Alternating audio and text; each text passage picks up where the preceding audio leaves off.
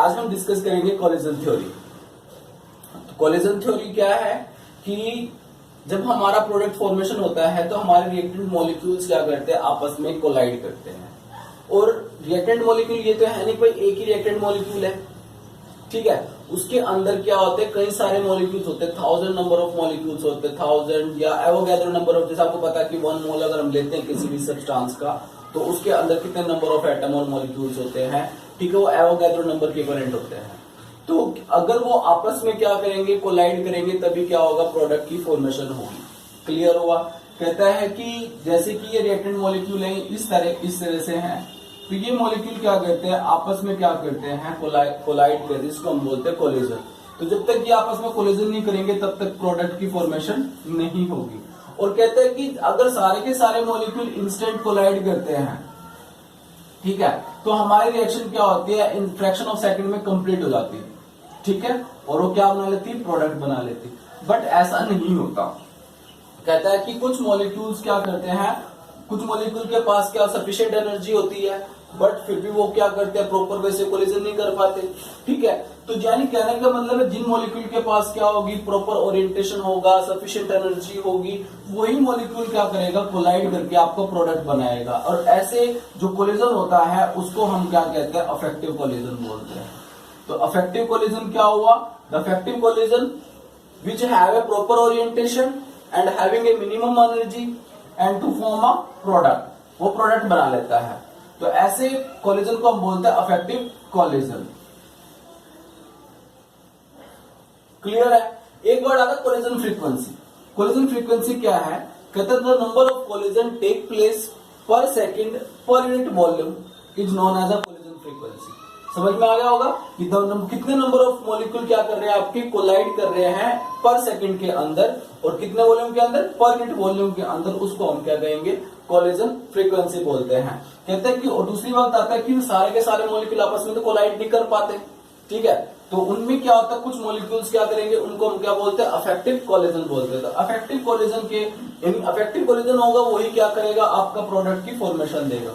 The collision which have a affective collision to form a product, ठीक है। तो affective collision के लिए क्या क्या कंडीशन बताई उसने, कहता है कि अफेक्टिव कोलिजन के लिए एक तो उसके पास क्या होनी चाहिए, मिनिमम एनर्जी होनी चाहिए। क्या होनी चाहिए, मिनिमम एनर्जी।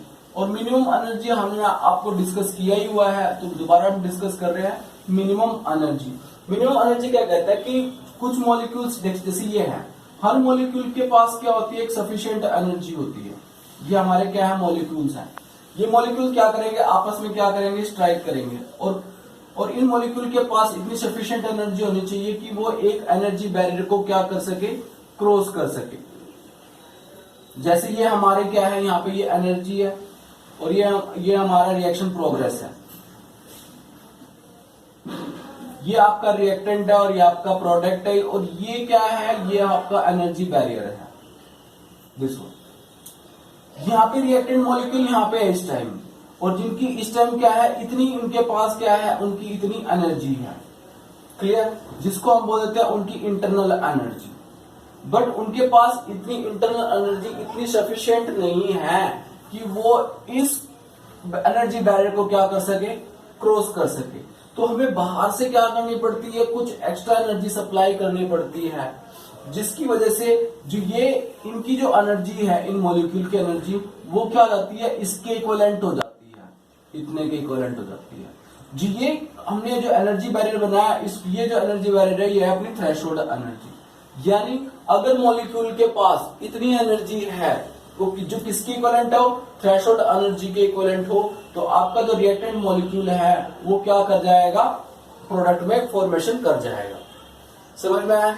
यानी कहने का मतलब है, अगर कोलिजन उनके पास प्रॉपर ओरिएंटेशन से कोलाइड कर रहे हैं, बट उनके पास इतनी सफिशिएंट एनर्जी नहीं है कि वो क्या करे, रिएक्टेंट को प्रोडक्ट में कन्वर्ट कर सके। तो समझ में आया। तो हम क्या करते हैं, फिर उनको बाहर से हम एनर्जी सप्लाई करते हैं, जिसको जो हमें बाहर से एनर्जी सप्लाई करते हैं उसको हम बोलते हैं एक्टिवेशन एनर्जी। क्लियर हुआ। तो एक्टिवेशन एनर्जी क्या है, the minimum energy is supplied to the reactant, that's why this energy, जो इनकी एनर्जी है, that's why this energy become equal to the threshold energy. ठीक है, तो उसको को हम क्या बोलते हैं, एक्टिवेशन एनर्जी। तो यानी इतनी तो मॉलिक्यूल के पास क्या है, उसकी अपनी एनर्जी है, और ये जो बाहर से जो आपने इतनी एनर्जी दी है, ये वाली, तो ये वाली एनर्जी क्या है, उसकी मॉलिक्यूल की एक्टिवेशन एनर्जी है। हर मॉलिक्यूल की, हर रिएक्टेंट की, हर केमिकल रिएक्शन की जो एक्टिवेशन एनर्जी है वो क्या होगी, डिफरेंट होगी। क्लियर हुआ या नहीं? तो ये चीजें हैं। तो यानी उस मॉलिक्यूल के पास क्या होनी चाहिए, अपनी मिनिमम एनर्जी होनी चाहिए। मिनिमम एनर्जी मतलब जिसको आप बोलते हैं थ्रेशोल्ड एनर्जी। अगर थ्रेशोल्ड एनर्जी है तो रिएक्टेंट मॉलिक्यूल क्या करेंगे, इसी से कोलाइड करेंगे और क्या कर जाएंगे, कन्वर्ट हो जाएंगे किसमें, प्रोडक्ट में कन्वर्ट हो जाएंगे। पहले तभी वो क्या होगा, आपका जो रिएक्टेंट मॉलिक्यूल है प्रोडक्ट फॉर्मेशन देगा। दूसरी हमने बात करी किसकी, अफेक्टिव कोलिजन की।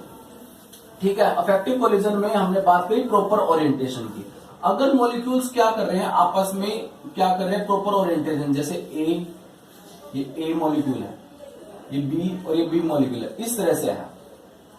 ठीक है, और इन्होंने क्या बनाना है, यहाँ पे लेते हैं ए बी और यहाँ लिख लेते हैं ए बी। जैसे एक मॉलिक्यूल की ओरिएंटेशन ऐसे है, दूसरे कैसे है, ठीक है, इस तरह से।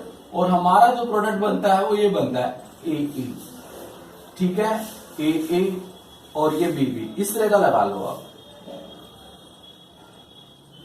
ठीक है, ये हमारे क्या होते हैं, दो प्रोडक्ट बनते हैं जब ये आपस में रिएक्ट करते हैं।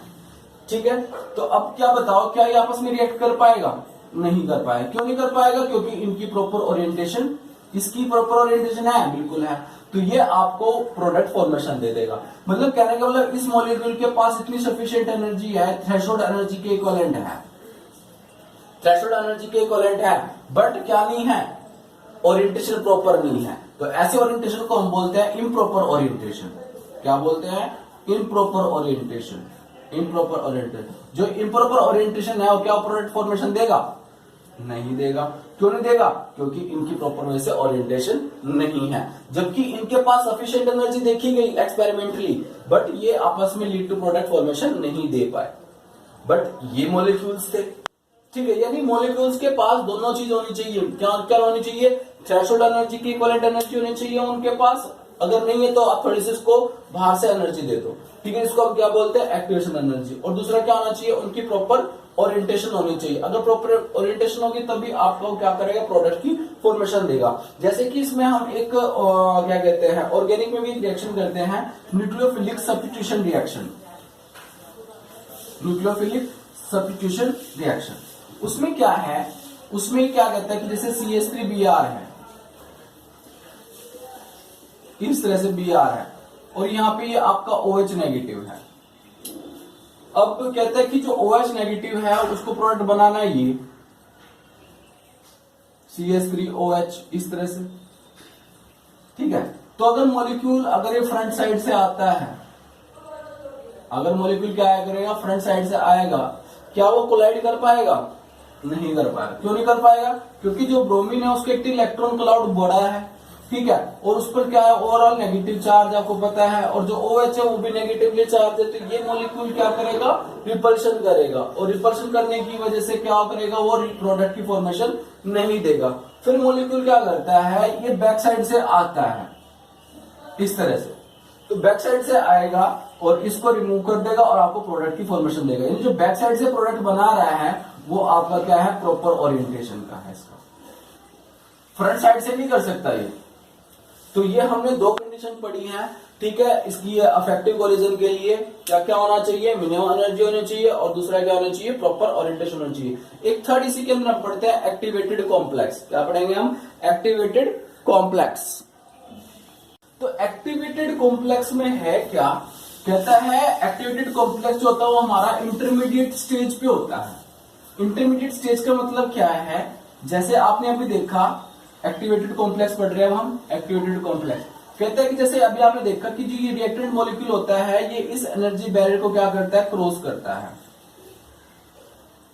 ये आपका रिएक्टेंट है और ये आपका प्रोडक्ट है, ये इस एनर्जी बैरियर को क्या करता है, क्रॉस करता है। तो कैसे, जैसे आपके सपोज करो हमारे पास क्या है, एक ए मॉलिक्यूल है, प्लस में हमने बीबी मॉलिक्यूल की रिएक्शन करानी है, तो डायरेक्ट ए भी नहीं बनता, डायरेक्ट ए भी नहीं बनता, क्योंकि पहले क्या करता है वो एक एक इंटरमीडिएट स्टेज बनाता है, जिसके अंदर क्या होता है, ये बॉन्ड की ब्रेकिंग होती है इनकी, और यहां पर इस तरह से बॉन्ड की फॉर्मेशन हो गई, यानी इस तरह से ये ए था ना इस तरह से, और ये बी था, तो यहां से इस तरह से ये partially bond breaking and partially bond forming, ये चीज, ठीक है। तो ये जो स्टेज आती है इसी को हम क्या बोलते हैं, एक्टिवेटेड कॉम्प्लेक्स। ये हमारा एक्टिवेटेड कॉम्प्लेक्स है, और जो एक्टिवेटेड कॉम्प्लेक्स होता है ये अनस्टेबल होता है। कैसा होता है, अनस्टेबल होता है। जैसे ही ये अनस्टेबल बनता है पर ये इंस्टेंटली किस में जाना चाहेगा, स्टेबल फॉर्म में। तो स्टेबल फॉर्म में जाने के लिए क्या करता है, ये इस एनर्जी बैरियर को क्रॉस कर लेता है यहां से, और क्या बना लेता है, आपका प्रोडक्ट बना लेता है।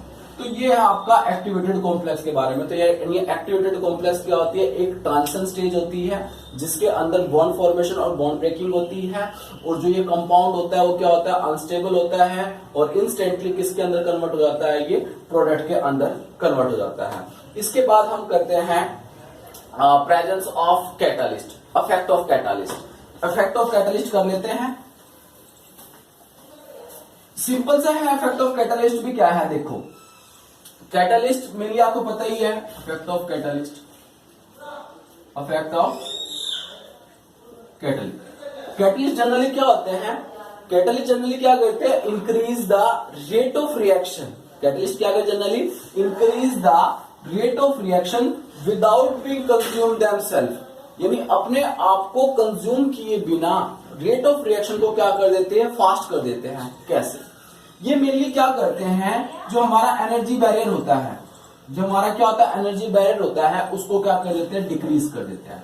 एनर्जी बैरियर को डिक्रीज करने के साथ साथ इनकी जो एक्टिवेशन एनर्जी है वो भी क्या हो जाती है, डिक्रीज हो जाती है, जिसकी वजह से हमारा जो रिएक्टेंट मॉलिक्यूल है वो हाईली कन्वर्ट हो जाते हैं किसके अंदर, प्रोडक्ट के अंदर। सपोज करो ये देखो, ये है, ये रिएक्टेंट है, ये प्रोडक्ट है, ठीक है। या फिर एक छोटा सा जनरल एग्जांपल करते हैं पहले, ताकि आपको समझ में आ जाए। ये यहां पे कुछ 100 पीपल खड़े हैं, ठीक है, और ये एक बड़ी सी क्या है आपकी, ये वॉल है, जिसमें से कुछ बच्चे छोटे भी हैं, कुछ बच्चे बड़े भी हैं, कुछ बच्चे छोटे भी हैं, कुछ बच्चे बड़े भी हैं। तो पहले बड़े बच्चे तो क्या करते हैं, इसमें से इजी से जंप करके वो यहाँ पे चले जाते हैं, यानी अप्रोक्सीमेट चले गए, मान लो 50 पीपल्स इधर आ गए। क्यों ऐसा कर चले गए, क्योंकि उनके पास इतनी सफिशिएंट एनर्जी थी, ठीक है, उनके पास क्या थी, इतनी सफिशिएंट एनर्जी थी, उन्होंने क्या करा, इस एनर्जी बैरियर को क्या कर दिया, इजी से क्रॉस कर दिया, जो ये वॉल थी। अब हमने क्या करा, जब हमने क्या करा, इस एनर्जी बैरियर को क्या कर दिया, कम कर दिया। ये देखो, अब एनर्जी बैरियर इतना कम कर दिया, तो इसमें से कुछ ऐसे भी पर्सन होंगे जो थोड़े से बड़ों से थोड़ी सी कम हाइट के होंगे, तो उन्होंने क्या करा, इजी से इधर जंप कर लिया। अब कितने होंगे वहां पे, 75। तो यानी क्या हो गया, नंबर ऑफ पीपल क्या कर रहे हैं, इंक्रीज कर जाते हैं, जब ये एनर्जी बैरियर क्या कर जाता है, डिक्रीज कर जाता है। जब ये एनर्जी बैरियर डिक्रीज कर रहा है, इसका मतलब रेट ऑफ जो फॉर्मेशन ऑफ प्रोडक्ट है वो क्या कर रही है, इंक्रीज कर रही है। वो सब किसकी वजह से, कैटलिस्ट की वजह से। देखते हैं तो क्या हुआ, जनरली ये रिएक्टेंट जो है ये प्रोडक्ट में कन्वर्ट हो जाता है, ठीक है, ये इसकी एनर्जी बैरियर है। जैसे ही हमने क्या करा, ये तो है विदाउट कैटालिस्ट, विदाउट कैटालिस्ट। जब हमने क्या किया, कैटालिस्ट इसके अंदर डाला, तो उसने क्या किया, इस एनर्जी बैरियर को, जो उसकी जो थ्रेशोल्ड एनर्जी है, जो उसकी एनर्जी है, उसको क्या कर दिया, कम कर दिया। और कम करने पर क्या हो गया, प्रोडक्ट की फॉर्मेशन ज्यादा। पहले देखो इतना एरिया कवर कर रहा था प्रोडक्ट के अंदर, बट अब क्या कर रहा है, इतने मॉलिक्यूल कवर कर रहे हैं। समझ में आ रहा है ये वाला। तो ये सब ये क्या है, विद कैटालिस्ट है, विद कैटालिस्ट। क्लियर हुआ या नहीं, समझ में आया, बताओ। तो जनरली मेन चीज यही है कि जो कैटालिस्ट होता है वो क्या करता है, altars the path of reaction, कि वो दूसरा पाथ क्रिएट कर देता है, जिसकी वजह से मतलब जब कैटालिस्ट डाला आपने, तो उसने क्या करा, without change in chemical reaction, मतलब बिना केमिकल में चेंज लाए बिना उसने क्या किया, दूसरा पाथ क्रिएट कर दिया। क्या करने के लिए, प्रोडक्ट फॉर्मेशन के लिए। ठीक है। तो जिसकी वजह से क्या होता है कि large number of molecule cross this energy barrier, और वो एनर्जी बैरियर को क्रॉस कब कर रहे हैं, जब एक्टिवेशन एनर्जी क्या हो रही है, कम हो रही है। अभी आपने एक रिलेशन देखा होगा, K इज इक्वल टू क्या होता है, A minus E A by में आर टी, यानी जो K है आपका वो ये है माइनस ई ए बाय में आर टी। जितना ज्यादा K होगा, जितना ज्यादा K कब होगा, जब आपकी एक्टिवेशन एनर्जी जितनी कम हो गई। यही बात है ना, एक्टिवेशन एनर्जी देख रहे हो आप नेगेटिव में है, जितनी आप एक्टिवेशन एनर्जी को क्या कर दोगे, कम कर दोगे, उतना रेट कांस्टेंट बढ़ जाएगा। और रेट ऑफ कांस्टेंट जो होता है वो आपको पता है किसके इक्विवेलेंट होता है, वो रेट ऑफ रिएक्शन के डायरेक्टली प्रोपोर्शनल होता है, रेट ऑफ रिएक्शन के इक्विवेलेंट होता है। ठीक है, समझ में आ गया होगा। तो rate of reaction is directly equivalent to K. अगर के आपका इंक्रीज करेगा तो ऑब्वियसली बात है रेट ऑफ रिएक्शन भी क्या करेगा, इंक्रीज करेगा। तो ये आपका क्या है, इफेक्ट ऑफ कैटलिस्ट के बारे में है, समझ में आ गया होगा। तो जनरली आपने क्या बताना है कि कैटलिस्ट क्या होता है, catalyst these are which are increase the rate of reaction, enhance the rate of reaction without being consumed themselves. ठीक है, और जैसे और दूसरी क्या बताओगे कि जो कैटलिस्ट होते हैं वो altars the path of reaction, chemical reaction का जो पाथ होता है उसको चेंज कर देते हैं। तीसरी क्या बात बताओगे कि जो कैटलिस्ट होते हैं वो एक्टिवेशन एनर्जी को क्या कर देते हैं, डिक्रीज कर देते हैं, जिसकी वजह से क्या होता है, लार्ज नंबर ऑफ मॉलिक्यूल क्या करते हैं, क्रॉस दिस एनर्जी बैरियर को क्रॉस कर जाते हैं। और फिर उसके बाद आप ये डायग्राम बना के दिखाओगे कि एक विदाउट कैटलिस्ट और एक कैटलिस्ट की हेल्प से, और एक का जनरल आप रिएक्शन भी लिख के दिखा सकते हो इस तरह से कि ए और जैसे ए और बी बी है, तो ये इंटरमीडिएट तो इनका ये बनता है। विदाउट कैटलिस्ट बताओगे जो ये आपका ए ये बी बी, एक तरह से क्या बन रहा है, ये आपका इंटरमीडिएट बन रहा है ए बी विदाउट कैटलिस्ट है, और आपका प्रोडक्ट क्या बन रहा है, ए और बी बन रहा है। बट एक दूसरे में आपने क्या डाल देते हो, कैटलिस्ट डालते, तो कैटलिस्ट क्या करता है, इसके साथ मिलकर ए और बी के साथ मिलकर क्या करता है, इस तरह से एनर्जी बैरियर को डिक्रीज कर देता है और आपको क्या देता है, प्रोडक्ट की फॉर्मेशन देता है, और विदाउट बीइंग कंज्यूम्ड देमसेल्फ, मतलब बाद में कैटलिस्ट बाद में आपको मिल जाता है एज इट इज। तो this is all about the chemical kinetics. ठीक है, इसके आपको बस मेनली ये चैप्टर के अंदर एक तो फर्स्ट ऑर्डर है, रेट ऑफ रिएक्शन जीरो, देखो आपके न्यूमेरिकल्स आपको आने चाहिए। ठीक है, और न्यूमेरिकल्स में जनरली अगर मैं थोड़ा सा समराइज कर दूं थोड़ा सा, कि आपको एक तो जनरल पता हो कि रेट ऑफ रिएक्शन को एक्सप्रेस करना आना चाहिए, रेट ऑफ रिएक्शन को एक्सप्रेस करना आना चाहिए। वो किसकी फॉर्म में आप एक्सप्रेस करोगे, माइनस डी ए बाय में डी टी। ये आपका रिएक्टेंट के लिए होता है और ये आपका प्रोडक्ट के लिए है। ठीक है, इस तरह से जो यहाँ पे अगर कोफिशिएंट होते हैं तो वो आपने कोफिशिएंट लगा देने होते हैं, जैसे मान के चलो ये 2a से आपका बन रहा है, प्रोडक्ट के में बन रहा है 3p। ठीक है, तो इस तरह से आपने कोफिशिएंट, ये तो है रेट ऑफ रिएक्शन को एक्सप्रेस करने का तरीका। ये जो है आपका पार्ट होता है, ये क्या होता है, डिसअपियरेंस होता है, और ये क्या होता है, आपका पार्ट क्या होता है, अपीयरेंस होता है। दूसरा हमने पढ़ा था law of mass action, law of mass action के अकॉर्डिंग आपको रेट ऑफ रिएक्शन की डेफिनेशन बताई थी। ठीक है, रेट ऑफ रिएक्शन की डेफिनेशन क्या बताई थी हमने कि the rate of reaction is directly proportional to the molar concentration of the each reactant and each raised to the power become equal to their stoichiometric coefficient in their balanced chemical equation। ठीक है, ये तो सिर्फ ये इसके equivalent होगा। ठीक है, बट जो हमारा law of rate law equation है उसने क्या कहा कि एक्सपेरिमेंटली जाएगा, और एक्सपेरिमेंटली के अकॉर्डिंग क्या होगा, इनकी अल्फा और बीटा पावर आ जाएगी। फिर हमने इसके बेस पे क्या बताया आपको, ऑर्डर ऑफ रिएक्शन बताया। ऑर्डर ऑफ रिएक्शन में अल्फा प्लस बीटा से आप क्या निकाल सकते हो, ऑर्डर ऑफ रिएक्शन बता सकते हो। फिर हमने आपको यूनिट्स बताई थी इनकी। फिर हमने आपको मॉलिक्यूलरिटी बताई कि मॉलिक्यूलरिटी क्या होती है, जितने उसके अंदर नंबर ऑफ रिएक्टिंग स्पीसीज क्या करेंगे, कोलाइड करेंगे, तो वो क्या हो जाएगा, इसका मॉलिक्यूलरिटी हो जाएगी। फिर इसके बाद में हमने जीरो ऑर्डर, फर्स्ट ऑर्डर, ठीक है, और nth ऑर्डर को एक्सप्लेन किया। ठीक है, उनका फॉर्मूले आपको आने चाहिए, हाफ लाइफ आनी चाहिए उनके, और आपको एक्टिवेशन एनर्जी के बारे में सब पता होना चाहिए। तो इनसे फॉर्मूले अगर आपको आते होंगे तभी आप इसी से इनके न्यूमेरिकल्स कर सकोगे। Okay, thank you. अगर वीडियो आपको अच्छी लगी हो या कुछ समझ में आया हो तो वीडियो को लाइक और सब्सक्राइब और शेयर जरूर करें। Thank you, bye.